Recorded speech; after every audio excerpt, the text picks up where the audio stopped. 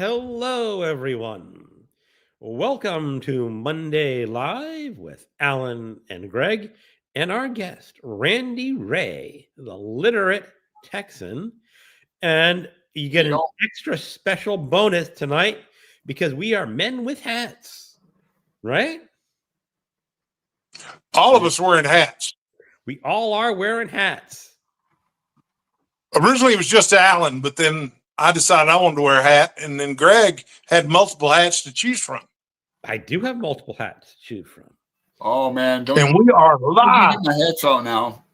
I should have gotten my Cat Daddy hat. I have a lot of hats. I've always loved wearing hats. But this is my That's a good hat to wear, too. This is my umbrella, actually. It's been raining all day in Portland. I've lived here like going on pushing 15 years, but I've never owned an umbrella, just like leather hats. Well, we finally got some sunshine here. It's been raining all weekend, though. Rainy and cold, like it's been like a damp, drizzly November. Damn, how cold can it get in Texas? It can get pretty cold here. It just doesn't do it very often. All right. Does it get like? I remember one time we had a really bad ice storm, and at the time, I had about a 1 hour commute to and from work, and so anyway, I was going to try to make it home, and the roads were bad. So I pulled into my neighborhood bar where I was a regular and called my wife and told her I didn't think I was going to be able to make it home. I was going to go ahead and crash at a motel for the night. She said, "Well, where are you now?" "Well, I'm at the club." "Oh, I see. You're down there playing shuffleboard and drinking whiskey, aren't you?" "Well, yeah, but I mean, it doesn't have anything to do with the weather.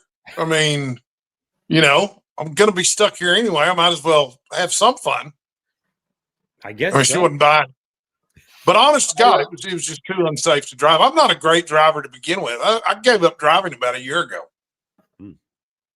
Yeah. What does I had to give it up. What does this remind you of, Randy? What is it? Straight Kentucky Sour Mash Bourbon Whiskey. That's a label on what bottle? I don't know. Straight Kentucky Mash Bourbon Whiskey. Straight Kentucky Mash Bourbon Whiskey. I don't know. Jim Beam. Just Jim Beam. Jim Beam? Yeah, Jim Beam tastes really. I thought Jim Beam tasted really good with Coke, better than most whiskeys with Coke. Yeah, that was my favorite. I mean, my favorite is JJ and Sons, but that's like kind of. I just drank Jack Daniels on the rocks. I decided towards the middle of my drinking career that simplicity was the ultimate sophistication. And so I stopped making the bartender jump through hoops and making Manhattans and would just drink whiskey on the rocks. I don't like JD. I don't like the charcoal taste, but I'm in the minority, I like JD better, but any opinion on that, Greg? Nope. Whiskey, bourbon? None. Yeah. Let's say hi to Jess at Book Girl TV. Hey. We got the Thrifty Reader. The Thrifty Reader. I like that.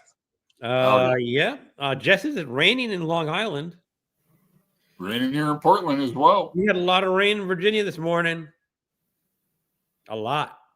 Oh, you did? Raining all over. Wow, cool. Yeah. Marcia Johnson's here. Good evening, everyone. We had a bit of snow here in central Massachusetts this morning. Oh, hello. No, I'm not going to be able to speak a lot because I'm either have really bad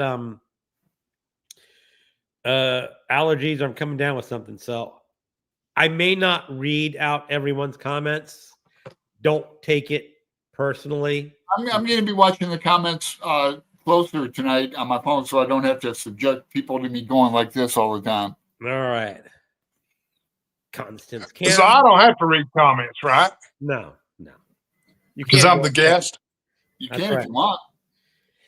I mean, I can see them on my screen, but. Oh. Hey, Pat is here. Ah, now we're cooking. Now it's a party. Hats required. It just sort of happened. It's kind of ridiculous. Alan put on his hats are optional, and then Randy got his hat, and I got my hat out from Texas, so I put on my hat. Now the thing is, I had two hats. I had this That's pretty badass too. and this is my fedora detective hat. I told you. Yeah. I told you guys not to make me bring out my hats. Oh man. Now you made me do it. I have so many. I've always liked hats, and this is a really cool hat. They go for a lot. Oh, that is cool. That's yeah, beautiful, man. It's a Micah Leah. She's got like a website. She said these go for hundreds of bucks. They got a lot of fedoras, a lot of straw hats. Summertime I wear hats, you know. But and then I have all those other like caps that wear backwards and all that crap. Anyway, I had no idea you had such a cool hat collection. yeah, man. I've always That's very cool. I've got 2 or 3 hats. I've got a leather hat here too that I could wear in the rain, but I don't know where it is. I think it's in the other room. Yeah, but like I said, this one's my umbrella. I always wear leather hats up here because I don't want to carry an umbrella. I don't have a pocket to fit an umbrella. I wear a fake leather jacket with a Alan, bunch of it's the pockets. Pacific Northwest. It's pride not to have an umbrella. Yeah, They always know outer staters because they're holding their umbrellas in Seattle. You get a little bit of drizzle in the sky. there you go. You can have Nicole lives in Washington State as well. Oh yeah, that's right. Bad says hats are on. Hey, Bad. Come down. I have more hats than the 3 of you. I'm sure. Probably combined. Probably. Thanks, Constance. Yep. Do you think people saying hi? Everybody's saying hi to each other in the comments. I'm feeling clogged and congested, so I'm not reading all the comments, not to insult anyone. It's just the way it is.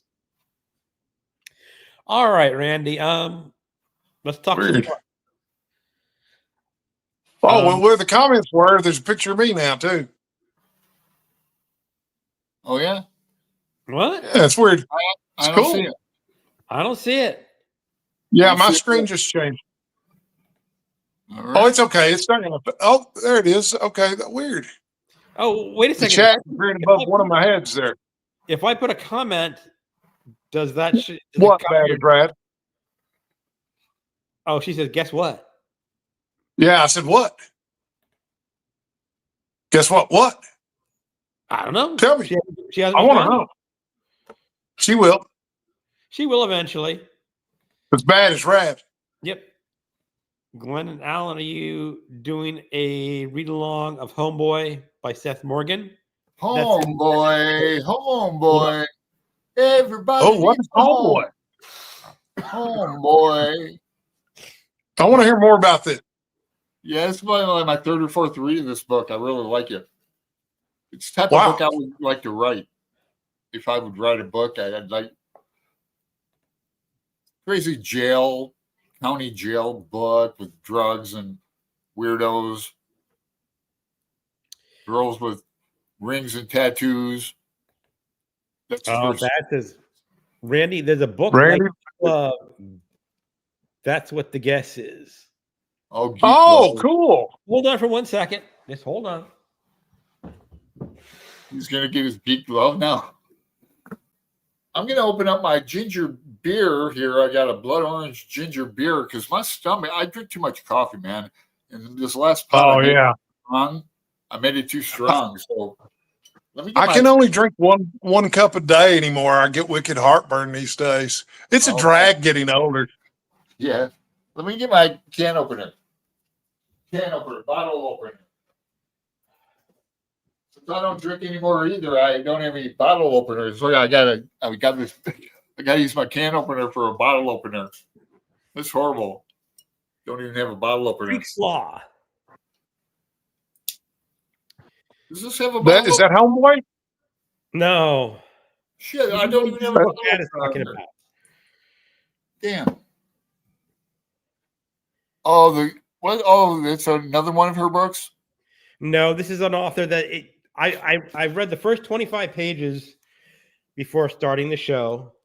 Uh, It's going to be a freak circus type of story, only it's set in Scotland instead of Oregon or wherever. Geek Love was. And it's a very different tone from the first 25 pages.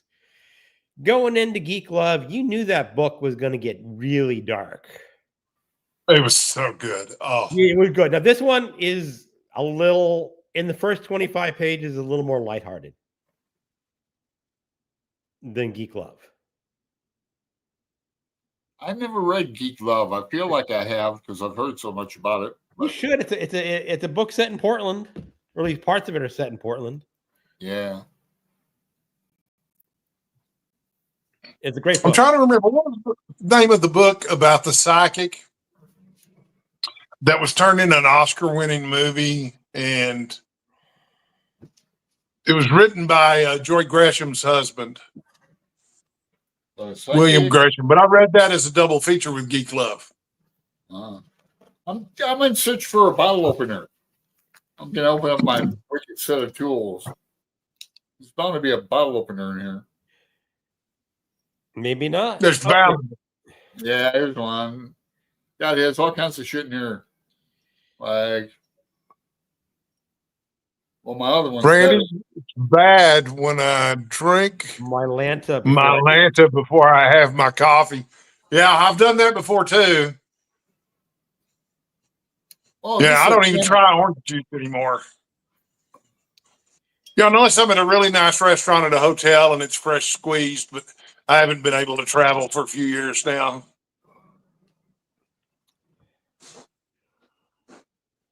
Here's scissors on here.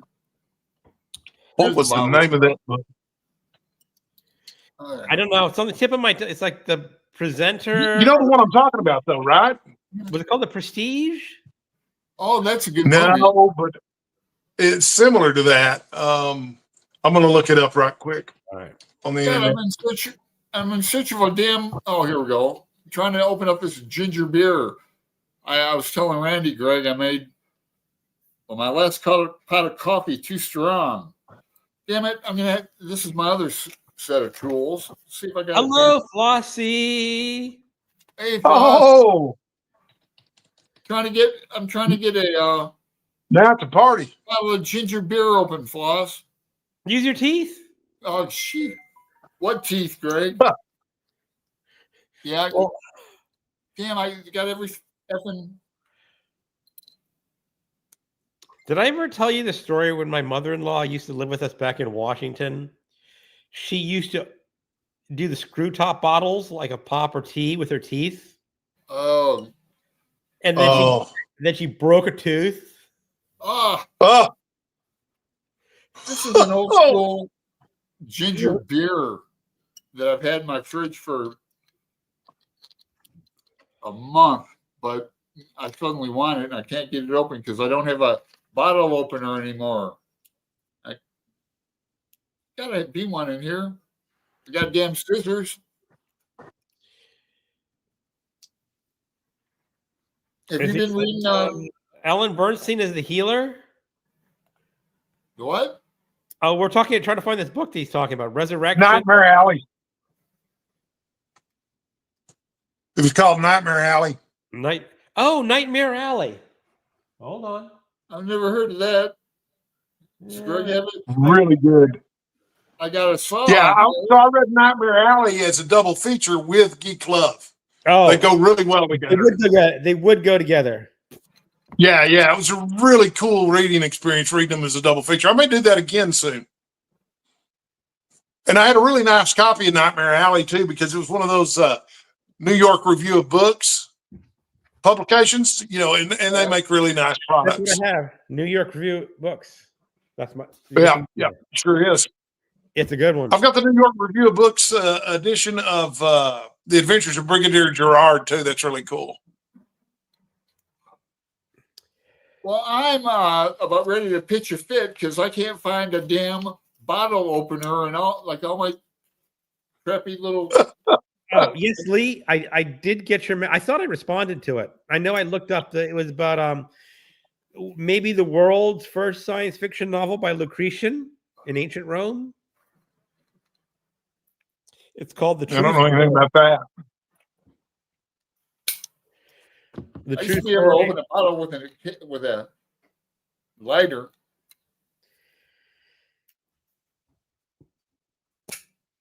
Nah, Yeah, Flaw I'm says gonna go music crack this open. is an. I think someone said down later that, according to a dentist, he once said, trying to open bottles is the number one people break their teeth. Oh, We told our mother not to do it so many times. Said, don't do it. She says, well, I don't want to bother you. oh, I am drinking it a was- very tasty. It's called Fever Tree Blood Orange Ginger Beer with real ginger. I've had this for months. I have a 12-pack of ginger ale in there because my stomach's been bothering me all weekend. I go through Yeah, phases like that. I've been real sick all weekend. Now, what kind of ginger ale? Verner's or Just Canada Dry. Canada Dry? Good, good. Yeah, I like ginger Yeah, ale. classic. yeah. Now, what Okay. about barbecue sauce? Do you have a particular like store bought, or I know you probably make your own and stuff, but You know, I do make my own. Oh golly, there's barbecue sauce. I used to like the I'm trying to Tino remember. There's a Open Pit. Stubbs. I like Stubbs. Oh, Stubbs makes good sauce. Oh, I've never Anything tried from that. Stubbs, man. And it's marinade too for the chicken. I've never tried that. Yeah, I don't think we have it in Portland. I like We had it in Washington State. Sugar Rays, is it? Or Sugar Ray's is good. I've I had like it. Toledo Open Pit, but we don't have Open Pit. The cheap old Open Pit we used to have in Toledo. Open Pit barbecue sauce. It's There's like a. dollar store sauce, but I like I had a book by Stephen Rockland called The Barbecue Bible, and he has state-by-state guides to barbecues and barbecue sauces. And apparently, in some small area in Alabama, there's a white barbecue sauce that's got a mayonnaise base. Oh And yeah, it you doesn't- were telling me about Doesn't that. sound like it would be good, but it was delicious. Yeah, I like I hickory. don't know where my copy of the Barbecue Bible went, but it also had a really great recipe for sangria that was really strong. This is just Oh, pulled yeah. pork from the store, But I like Pulled pork's hard to beat, man. I like hickory, but I like ribs. I haven't had any pork ribs in a long time. no. God, you know what? I almost bought a steak today because, I think steak- we're all anticipating some inflation, and I thought maybe I should just buy a ribeye while I can still afford one. Yeah, I buy petite sirloins. I buy 2 of them in a thing, and I buy them at nighttime. Go shopping at Safeway up here, and where they mark them down because they're gonna. Yeah. Like they don't sell them in a day or two. That's what I like doing. Well, I always have to have my groceries delivered and stuff because I don't drive, and I can only ask so many favors of so many friends, and I like to save those for getting to it from my doctor's appointments. Yeah. So convenient to have stuff delivered anymore too. With Oh yeah, big time. I know, And it's surprisingly affordable around here. I use Instacart, and you only have to spend $10 to get free delivery. It's the way to do it. Yeah. So today I got a rotisserie chicken and some rice-a-roni and had a nice, reasonably healthy lunch. Very nice. I should eat more rice. I like Trader Joe's. They have like the pan fried pork, chicken fried rice. I like that. Pretty inexpensive for a bag. It lasts me like 3-4 times. Speaking of food, we should announce how much weight I've lost. How much weight have you lost? 215 pounds. Wow. 215 pounds. That's a whole person. How long a period of time they'll tell us? That's over the last, let's see, that would be over the last 14 months. Yeah, that's a good way to. It's a Well, good way to well, go. Yeah, I but lost you look 22 a lot pounds better. in the last 3 weeks, but yeah, it's been a You look a gradual lot better. process. You look a lot better. Well, Not Andy, good. put Thank that you. in perspective. I weighed 170 the last time I went to the doctor. So you lost Wow. more than I Uh-huh. weighed. Yeah. That's really incredible. Well, I've struggled with my weight all my life, but I'll tell you what's really great too is I eat whatever the hell I want. I just don't have very big portions anymore. Uh, I used to be the guy, like I'd make a box of Kraft macaroni and cheese and put a pound of hamburger meat in it, stir it up, and that'd be a meal for me. Yeah. But that's a lot of calories, man. But there's no way I could eat that anymore. I can't finish half a box of macaroni and cheese anymore because I've just gradually cut back on my portion sizes a little at a time. And, now I'm a half a box of macaroni and cheese and I don't finish that. I make my macaroni and cheese and I put some of this on it. Some curly. There you go. It's a good combination. Sausage is good with mac and cheese too. Yeah. Sausage or ham with pulled pork. Yeah. So are we reading this month, Greg? No, this month is another roadside attraction. Oh. Is Homeboy. Okay. What's another roadside attraction? Is that Tom Robbins novel? That's Tom Robbins. Yeah. I've never didn't read. know. I didn't know if we were reading that. Yeah. Or we can put it off. It's only like we're going to read this with us, Randy? I would like to. I want to read everything that everybody else reads. I want in on all of it. April. But go ahead. Go ahead. I just want in on everything. You know me. Okay. Well, you mentioned it before, I remember. Yeah. Another roadside attraction. And even another, Jitterbug perfume you mentioned before. It might have been like just personally to me, but can we bump this, Greg? Oh, what do you want to do? Do you want to do anything? I might get to it, but wait till you see. It seems like I'm reading a lot. All right, we can bump it. No problem. Okay. I did an announcement video, and no one really joined, so we can do anything. All right, Randy, let's talk some books. Yeah. All right, let's talk. What have you been currently reading or currently read? I'll tell you what I'm currently reading. Let's see. I'm doing a buddy read with a friend of mine who's not on BookTube of The Count of Monte Cristo, which I've never read before. Yeah, you mentioned that. And man, it's good. Isn't it? Long, but good. It is so reads really fast. Good. Reads really fast. Yeah. I love that book. It's one of those books.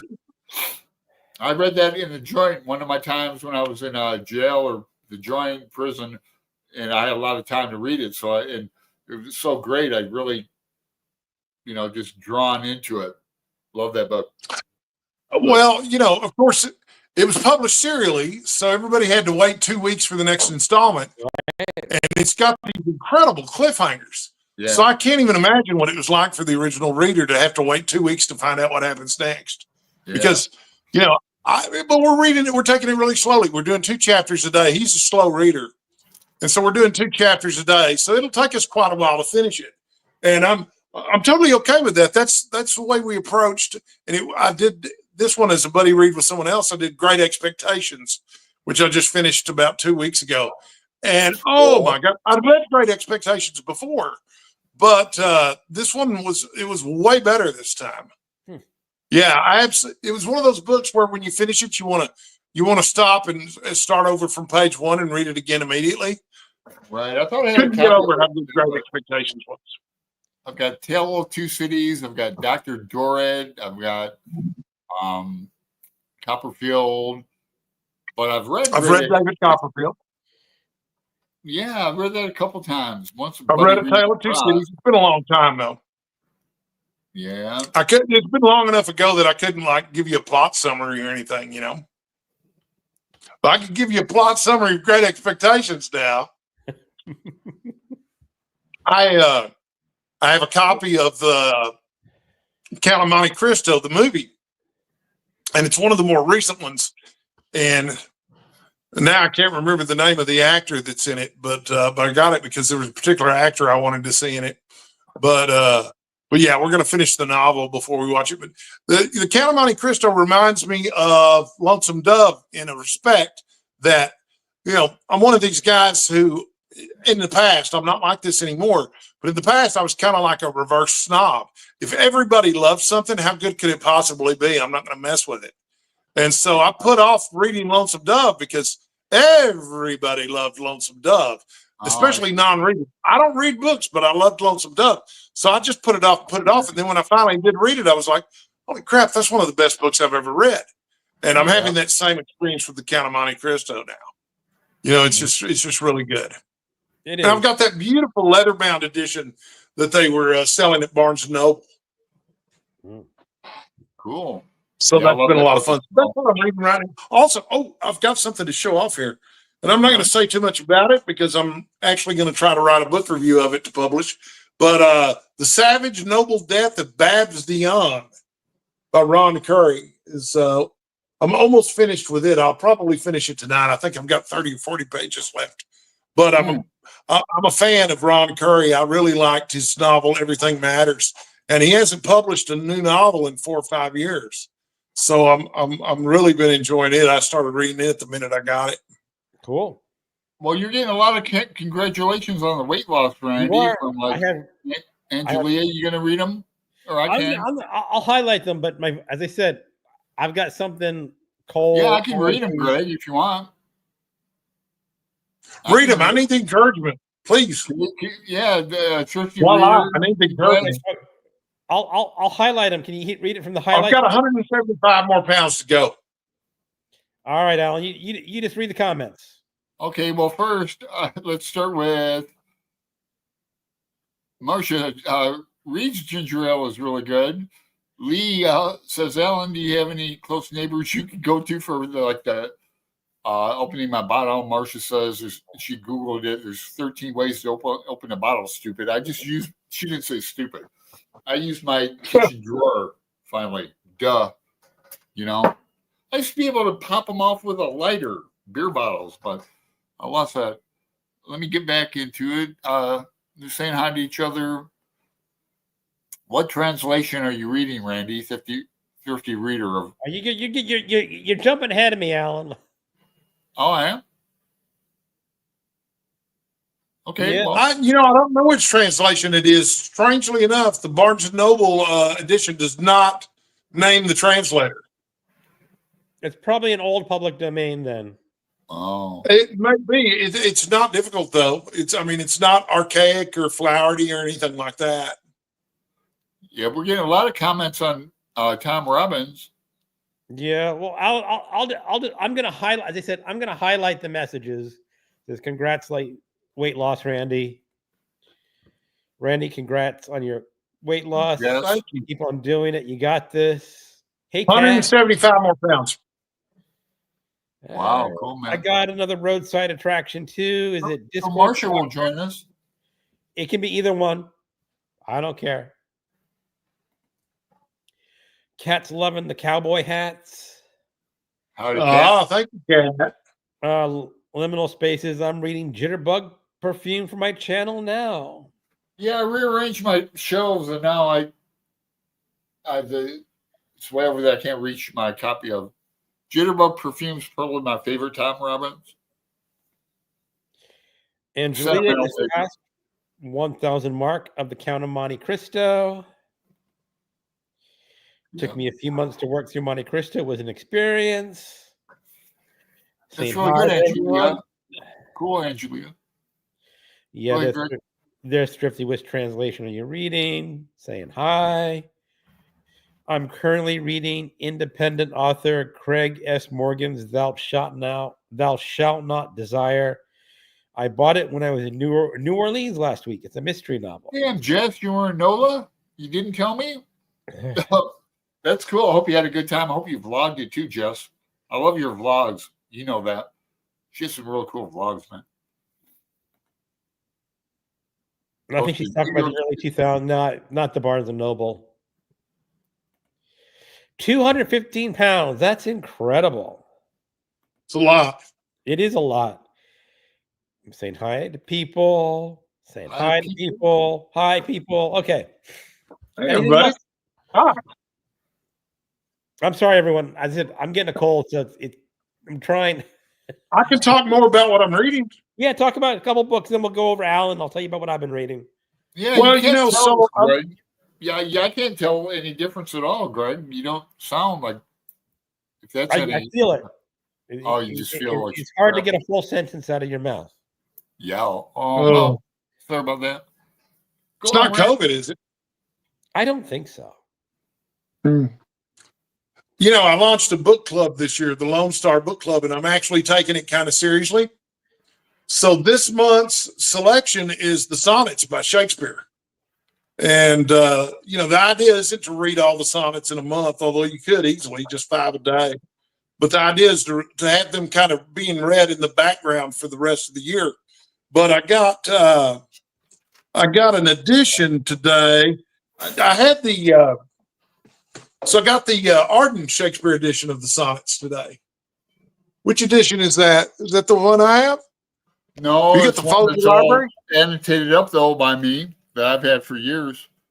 Well, I've got this one, and then I also have the Folger Shakespeare Library edition, but I don't have it here in front of me. But I got this book here called The Art of Shakespeare's Sonnets by Helen Bendler.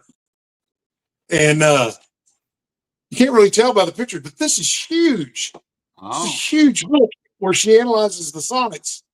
And wow. man, she goes into detail with these things. She's got little maps and flow charts for each sonnet. Wow. And there's this is almost 700 pages of analysis. Wow. Do you know Too So Tight Lautrec? I beg pardon? Do you know Too Light Lautrec's channel? He went through this in a couple over a year. He went through the sonnets. Too Tight Lautrec. I'm not familiar with that channel. Yeah, he's check it out. He's really good, but he does detailed analysis. I mean, Brian at Bookish and Roz or France. We should get him on the show. I'm surprised I haven't thought about that yet. Alan, you know, I host the show. You book the guests. That's the way it works. Yeah. Do you guys remember during COVID when Patrick Stewart was reading the sonnets? No. He didn't provide any analysis, but yeah, every day he would read a new sonnet. It was really cool. Yeah, man. So you're doing that. But I think the sonnet is the best entry point for Shakespeare. You know, usually when somebody's talking about how to get started with Shakespeare, you know, they suggest, oh, you should start with a comedy or you should start with Hamlet, one of the great ones. But I'm convinced that the sonnets are the perfect entry point because you don't have to keep up with a bunch of characters. You don't have to keep up with the plot. You know, each sonnet stands on its own and it's only 14 lines. And most people can make some kind of sense out of a sonnet if they'll just let go of the perfectionism idea that they have to understand every single word. That it does have a storyline. If I can interrupt. Book chat with Pat. Okay, I didn't say there wasn't a storyline, but there doesn't have to be. Each sonnet can stand alone. Okay. Oh, okay. Yeah, I mean, you don't have to read all the sonnets to understand one sonnet. No. But there's definitely a storyline. There's no doubt about that. And there's 4 characters to keep up with if you want to. You know, there's the speaker, there's the rival poet, there's the dark lady, and there's the fair youth. So yeah, okay. Okay. Yeah, right. Yeah, so there's a whole story going on, but that just makes it even more multidimensional. The fact that they can each stand on their own, and you can get a bigger story out of the lot of them. Indeed. But I just think they're a lot easier to get into for someone new to Shakespeare than, say, Hamlet. Hamlet's asking a lot of someone who's not used to Shakespeare. Yeah, I think Romeo and Juliet is what they do in high school. Right? The first one, usually. Romeo and Juliet and Julius Caesar's the other one that's real common in high school. Yeah. No, Titus and Julius Caesar's one of the only plays that doesn't have any sex in it. I think that's why it's popular with high school teachers. Yeah, I think that's the first one, Julius Caesar. Yeah. Well, I saw 2 Gentlemen of Verona early on, but yeah, I had a really good high school English teacher. Had her every year in honors and senior year. But she would take us to plays like Bowling Green State University and that, and a lot of cool stuff. Having a good teacher can make all the difference in the world, can it? Yeah, I mean we read a lot of good books when I think about it. What? Continue. But yeah. Oh, and Well, I don't know. I'm going to read this next. I'm probably going to start it tonight after I finish the other book I showed you. It's called Playworld, a novel by Adam Ross. What am I doing here? Sorry, guys. It's all right. I'm bumping my screen and messing everything up. So, anyway, I read a review of this in the Washington Post the other day, and he was real positive about it. So I thought, man, I'm going to give this a shot because I like Ron Charles, the guy who reviewed it. So yeah, I'm looking forward to messing with that a little bit. What's that about? Yeah. What's it about? Playworld, I'm not entirely sure. Let's look. Let's see. A modern master. I'm sorry. No, go ahead. Okay. A modern masterpiece, sharp and breathtaking and wise. Griffin is someone you followed across the sweaty mats of the high school wrestling team into a steamed up ear for a wildly sexy and heartbreakingly human relationship with a married woman. And there into the glittering world of child acting. Remarkable. Yeah, it's about a young man. He's on the high school wrestling team, and he winds up having an affair with a much older woman. All right. I was thinking. And winds up becoming a child actor. Yeah, I remember that from the review now. Oh. But with all the emphasis on wrestling and stuff, it's a surprise it wasn't written by John Irving. Remember all those wrestling scenes in all his early novels? Right. There's like a mention or I love some John kind Irving. I remember wrestling was in World According to Garp. He was the high school wrestling coach. That's right. Yeah. Well, I know you knew of my love of John Irving because we buddy read The World According to Garp a couple of years ago. It was fun. It was. That was my first buddy. My favorite one is A Widow for 1 Year. And then I like the one Until You Find Me because it's about tattoos. His father's a weird tattoo guy who's not around. Yeah. Did you read no, that's I was going to ask if you read Dinner at the Homesick Restaurant, but that's an Ann Tyler novel. That's not John Irving. Right. But I had one through an Ann Tyler phase. I read almost all her stuff. Now the new one. She's written a lot. What? She's been writing for 60 years. And she writes about a book a year. Yeah. I'm reading a biography of her right now on my Kindle. It's pretty interesting. She was raised a Quaker on a commune. And she ran about barefoot outside all the time, and she said you could light a match on her foot. Yeah. But yeah, I really love Ann Tyler. Steak Maybe's probably my favorite. I love The Accidental Tourist too. Yeah. Dinner at a Homesick Restaurant. So good. Yeah. I've read quite a few of her novels I'd have to pull it up. Nothing recent though. She's won awards too. Didn't she won a big award last year? I think she won the Pulitzer. Yeah. I don't know if it was last year, but I think she's won the Pulitzer. I think it was for breathing lessons back in the 80s. Okay. Yeah. I mean, that sounds about right. Yeah. I'm talking about new. She won an award recently. Yeah. I don't know which one, but probably so. I was thinking about the other day, Alan and I keep threatening to buddy read The Teachings of Don Juan together by Carlos Castaneda. Yeah. But we haven't done it yet. Well, you know what? I haven't even got copies of it yet. By me too. A Yaqui Way of Knowledge. Yeah. Where is it? All right. Let me go through some comments real quick. Have you started Praiseworthy yet? Jess, I was in NOLA last week, recorded 2 videos there. Alan, let me finish the comments. Yeah, I'm just holding this up, Greg. Easy. I might go back to New Orleans later this year. My sister Jen had a timeshare there. We both love NOLA. Sorry. Yep. Pat's reading the sonnets. I'd argue for a live performance, something like Romeo and Juliet as an introduction. Live performances are always good. My first experience with Shakespeare was As You Like It. My recommendation for Shakespeare is just read it. I think, Randy, you were saying is you can get caught up in not understanding every word or every nuance. Just ignore it. Just go like a stage play. They're not going to stop and explain what that word meant for you. Just read it. Yeah. Give up on perfectionism. Based on your recommendation, I purchased the sonnets. I like Shakespeare with explanations on the other page. Right. I have lots of videos coming out about the sonnets planned. All right. We did Romeo and Juliet in ninth grade as my introduction to Shakespeare, followed by Macbeth. Macbeth is my favorite too. There's like Macbeth. there are people who say Hamlet or Macbeth. Like The like Hamlet, Macbeth are both real good. I think I like Lady Macbeth. I really dig Richard III All right. and Henry IV, 1 and 2. Of course, the whole Henry had. Yeah. That's Richard II, Henry IV, Henry IV, and Henry V. Yep. I have those all on video. The whole series done by some British troupe was really good.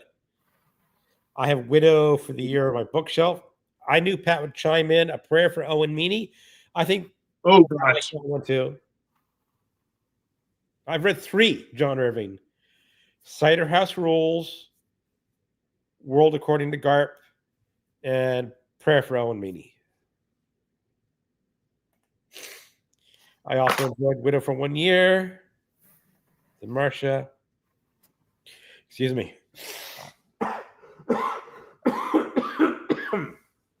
So what happens? I talk too much. Angelia, I've been reading Ann Tyler forever. She's pretty reliable. I want to read her new one. Breathing Lessons was a nice read. I love the witches and the poetry about sleep, of course. Lady M.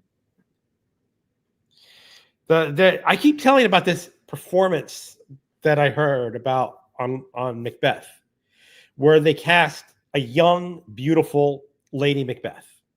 Normally, she's cast as a middle-aged woman, but they got a woman in her 20s to do it. And then when she gave her famous speech, she comes out on the stage buck naked. Nice. Which on a stage is kind of shocking. And then people are going like, "I'll kill Duncan. I'll kill Duncan." That is he kills Duncan, I think. Yeah. When I was in my 20s, the Dallas Theater Center put on a production of Midsummer Night's Dream, and they did it as a very erotic play. And so, like Bottom, when he's dressed as the donkey, he's wearing one of these leather masks with zippers. All the fairies were dressed in negligees. It was really hot. Well, it was really, really fun to see Shakespeare all eroticized like that. Yeah. I think he would have approved. So Pat agrees. 3 John Irvings are great. Have to go, says Jess. Nice. Well, thanks for dropping by, Jess. Bye, Jeff. Macbeth was fun. We had to memorize and perform a section for my lit class. Of course, if you want a crass version of Shakespeare, Christopher Moore has some fun with them. Take care, Jess. Christopher Plummer and Glenda Jackson in Macbeth, New York. Late 80s. Okay, Randy. Anything else on reading the books you want to go over to Alan? Let's talk to Alan. I got to hear what Alan has to say. Yeah. Okay, well, I was just going to hold up. Journey to Ixalan is the only castaneta I have. That's one more than I have. Great. Well, starting Praiseworthy, somebody asked me earlier about it. I already started it, but the group isn't starting for another few days, like in the narrator. Reading that, we're in reading The Great Gatsby, which great for me. I'm enjoying it. I'm got a Finnegan's Wake group. That's about it. Okay. As for me, I just finished Adventures of Huckleberry Finn. Probably Nice. my fourth time reading this book. It's for the I'm with the Band book group, where we get to vote on what we want to read. I think I'm the only one reading it, though. I don't know. It was only day 7, but people voted for it and don't seem to be reading it. Did you read James last year? I did A not. Percival Everett? I hear a lot of people praising it, but the concept behind the book was in my head on this reread, and I just don't see it in this book. I just don't see it at all. So I don't know. I won't pick it up on my own, but if ever I do it like a book group or a buddy reading one, I'll pick it up and read it. I just won't seek it out. I enjoyed it. Did you accept the premise of the book? Yeah. I mean, I just rolled with it, Okay. The other one that I liked, there was a book called Finn by John Clinch. It came out a few years ago. Yeah, no, that's more. Yeah, I like Finn a lot too. Yeah, but it's James is a little further out there than Finn for sure. All right. Finn was stuck pretty much to the original. Yeah, James went pretty far. Right.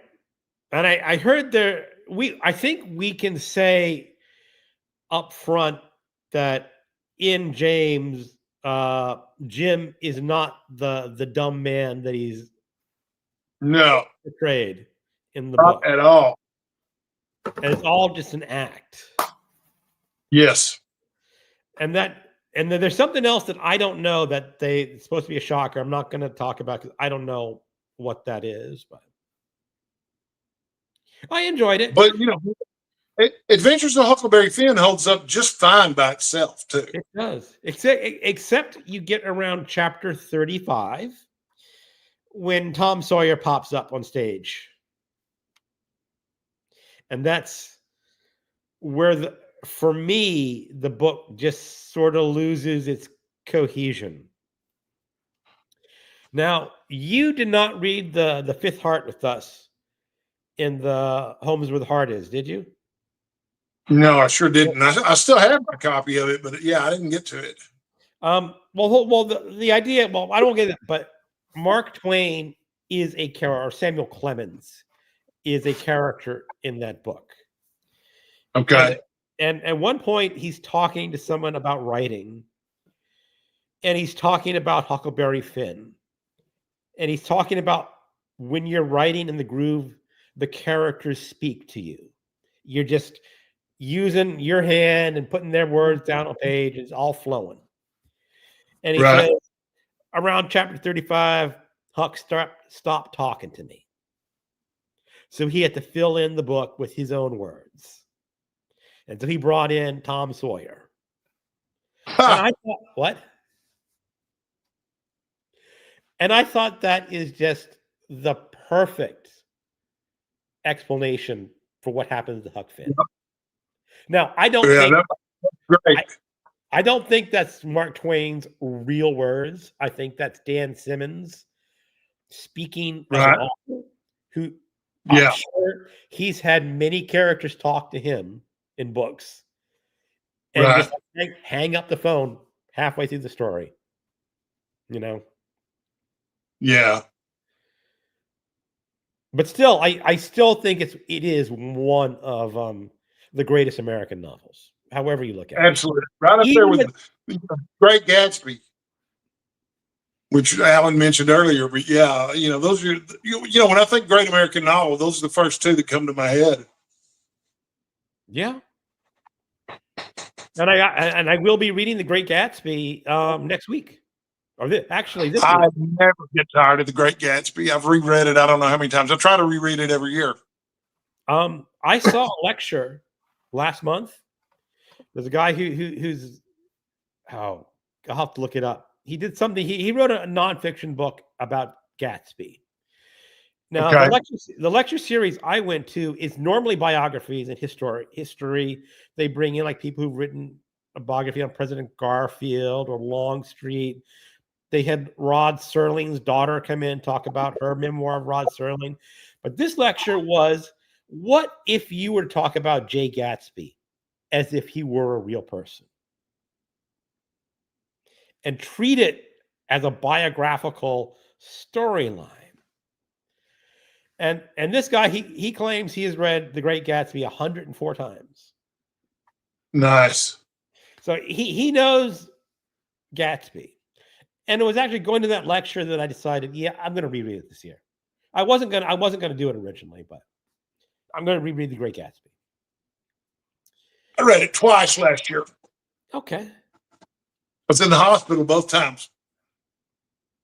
And the other book I just finished, did I mention last? I read The Man in the Queue by Josephine Tey. She's the mystery author. She's more famous for Daughter of Time. Where the detective's in a hospital and he starts reviewing history, trying to solve the mystery of Richard III. Did he murder those two boys? Yeah. It was an interesting mystery story. And the whole premise is there's this famous play. It's like closing night. It's like one of those, like what would equivalent of a huge Broadway production in 20s London. And the crowd's all jammed together. People tell this man behind them, "Quit it! You're shoving me." And they walk away, and the man just falls over, and there's a knife in his side. Mm-hmm. It's all about uncovering the murder of who he was, because no one knows who he is, why he was there, and it's all going through all the clues. It was a fun mystery. Nothing spectacular.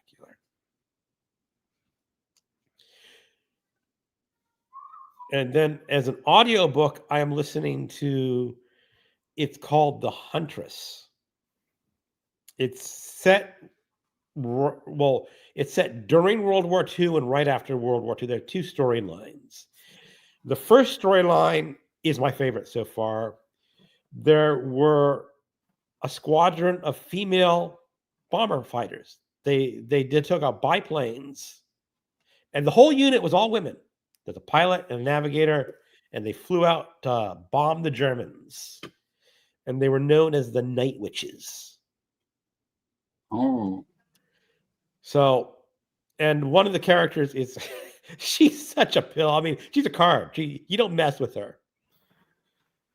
And then there's a more contemporary line. It's set starting like 1946, where there's a Nazi hunter. And he is looking for this killer Nazi woman known as the Huntress. So all these two are going to merge.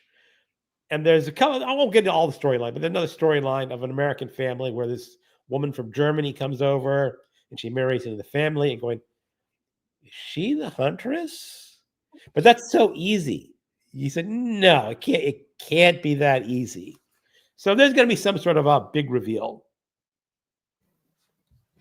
Ah. And it's a fun book. It's not a great book by any means, but it's a lot of fun, especially talking about the women fighter pilots in World War II. I'm really digging that section. Yeah, I like World War II stuff. Yep. Well, one of the books that I'm looking at for Spring into Adventure for the nonfiction side of things is The Right Stuff by Tom Wolfe. And there's a little bit of World War II stuff in it about the pilots there, but not very much, not so far. But I'm not very far into it either. But so far, I'm really enjoying it. Yeah, I read that a couple of, probably like it doesn't seem like Spring into Adventure is really taking off this year. No. Well, I just finished Oh, I also reread Treasure Island. Oh yeah, you know what? I need to give that a reread. I've been meaning to for a while. That's just a fun story to read. I mean, they say it was originally intended as a boys' book, Yeah. but it other than the main character, what, being 12, 13, something like that, it's not really well, it would not pass as a boys' book today, I don't think. No. A little too sophisticated. And what's more interesting, hold on for a second.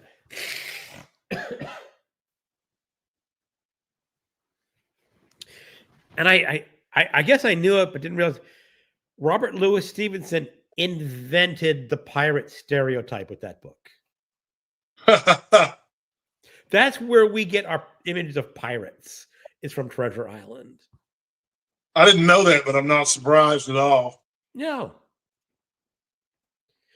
So when you talk about spring into adventure, I guess I should do a video about Treasure Island, spring into adventure, saying. Well, you know, I should probably do some videos for Spring into Adventure too. Yeah. It's only going to be as successful as we make it. That's right. Yeah. So do you have any good idea fiction books to read for spring into adventure? You know, yeah, you know what? I'm interested in reading The Scarlet Pimpernel, which I've never read. And then I've got a bunch of Jack London that I've also never read. Oh, like The Sea Wolf? Yeah, well, now that one I have read, The Sea Wolf, but I was thinking The Call of the Wild. You never read Call of the Wild? I have not. Okay. But it sounds awfully good. It is. It's an adventure Yeah, story. of course, Dumas springs to mind because I'm in the middle of Count of Monte Cristo, but I'm sure The Three Musketeers is an adventure novel too. Absolutely. I would think Count of Monte Cristo might be adventure too. Oh yeah, well, big time. Yeah. Yeah. Yeah, you know, there's so much overlap with other genres too. You know, any kind of Western would qualify as an adventure novel. You know, Lonesome Dove, you know, Absolutely. would certainly qualify as a bunch of people going on an adventure. I might be rereading Lonesome Dove for June on the Range this year. I am. So it's part of my book club selections too. But yeah, I'm definitely reading Lonesome Dove this year in June. I think I'm going to do the audiobook though, not the. Who reads the audiobook? Is it someone famous? I have no idea. But I'm going to try to read Little Big Man this year too. Pardon me, what? I'm going to try to read Little Big Man this year I read too. that last year. That's a good book too. Yeah, it looks really good. I don't know if you guys watch Brian Lee Durfee's channel or not, but he posted a top 10 Westerns video today where he listed 20 of his favorite Westerns. Did Little Big Man make it?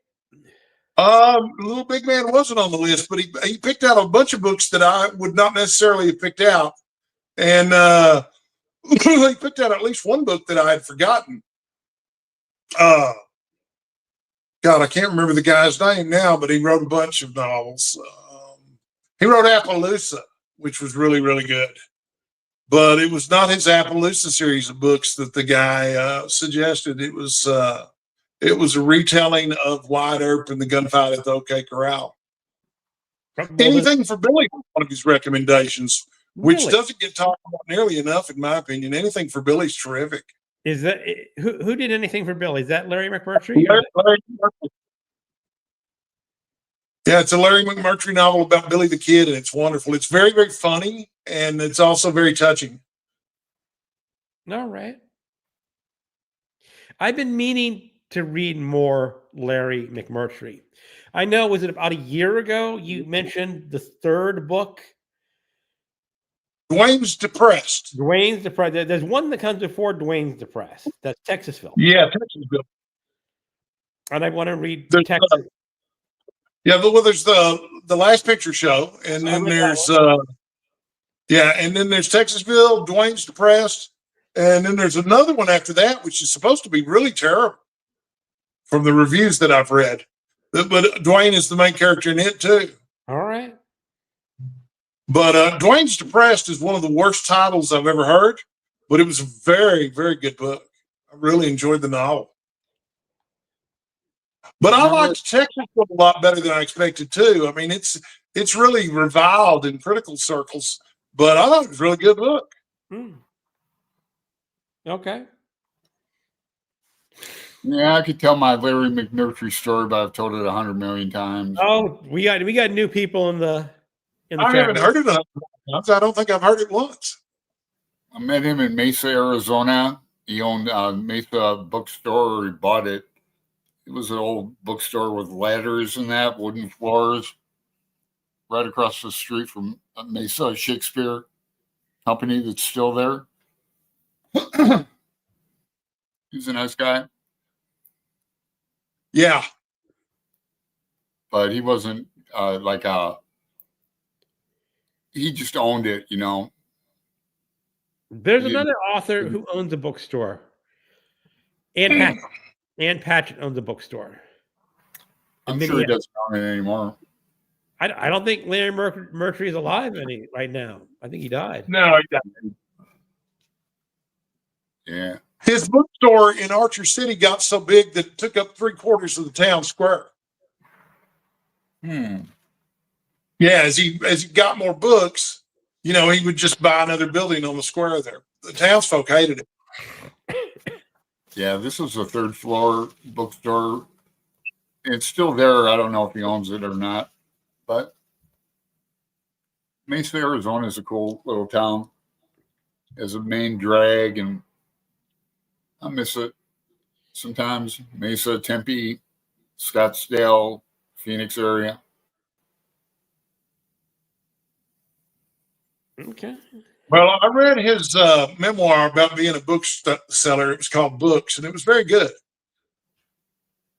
But I mean, you know, a lot of it was just anecdotes about book collectors that he knew and their quirky little adventures. And, you know, it seems like it would have been a lot more fun if I'd known the people he was talking about there.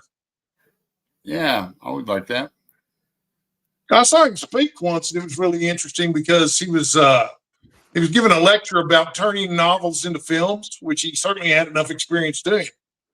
And he was talking about how when they made Terms of Endearment, they were looking for someone much older for the love interest of Shirley MacLaine, but they wanted someone that was really, really old who also had a lot of sex appeal. And so they decided to try to talk Cary Grant into coming out of retirement. So instead of Jack Nicholson, we almost had Cary Grant as the love interest, which would have been really cool. Although, you know, obviously. Yeah, I like that movie a lot. Yeah, Jack Nicholson was off. Yep, the astronaut. That scene where they're in the car, Cadillac on the beach. Yeah. Oh, yeah, it's terrific. Yeah, I like Jeff Daniels. He plays an English teacher, cheats on. Yeah, he was really good at it, wasn't he? Yeah, she's got cancer and is dying and everything, and he's a wreck of an English teacher, but it's a great movie. Great novel. John Lithgow was really great as her lover that works at the bank. Oh, yeah. Classic example of a beta male. Yeah. That's a surprise. Well, fellas, I know Grant's not feeling well. Yeah, and I say that. To be honest, I'm not either. I'm having a bout of cellulitis that I'm not. All right. Okay. Let's call it an early night, even though this show's really only scheduled for an hour. It usually goes longer because I'm not feeling all that hot, and Randy's not. So, well, I thank you guys for having me on. I always enjoy this. We always enjoy having you, Randy. I do want to make one last pitch from Pat. Louise Erdrich also owns a bookstore in Minnesota called Birch Bark. Maybe someday I'll get out that way. You never know. Well, you know, I can tell you how to wind up with a small fortune after owning a bookstore. You can? Step one, start with a large fortune. Yeah. Yeah. All right, everyone. All right. Good night, all. Thanks for having me. Everyone in the comments congratulated me. Thank you. Yes, everyone, have a great night. Goodbye. All right.